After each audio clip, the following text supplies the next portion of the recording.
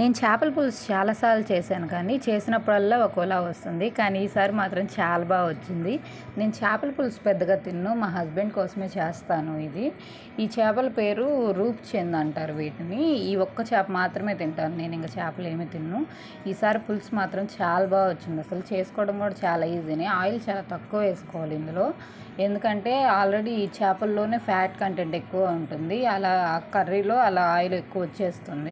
చేపల పులుసు ఒక్కొక్కళ్ళు ఒక్కోలా చేస్తారు. కొంతమంది తాలింపు పెడతారు, కొంతమంది మసాలాలు అన్నీ వేస్తారు. కానీ నేను అవేమి వేయను, చాలా సింపుల్గానే చేస్తాను. చేపల పులుసు ఎందుకో ఇలా కలిపి పెట్టుకుంటేనే నాకు బాగున్నట్టు అనిపిస్తుంది. చేప ముక్కలు స్టార్టింగ్ నుండి ఎండింగ్ వరకు పులుసులో మగ్గితేనే చాలా మంచి టేస్ట్ వస్తుంది. చేపల పులుసు అప్పటికప్పుడు చేసుకొని తినటం కంటే కూడా నైట్ చేసుకొని ఉదయాన్నే నైట్ అంతా అలా వదిలేసి ఉదయాన్నే తింటే చాలా బాగుంటాయి. ఎస్పెషల్లీ ఈ రూప్చందులు అయితే దానికి పర్ఫెక్ట్ అని చెప్పొచ్చు. అసలు ఈ చేపల పులుసు ఎంత బాగా వచ్చిందంటే చాలా బాగుంది.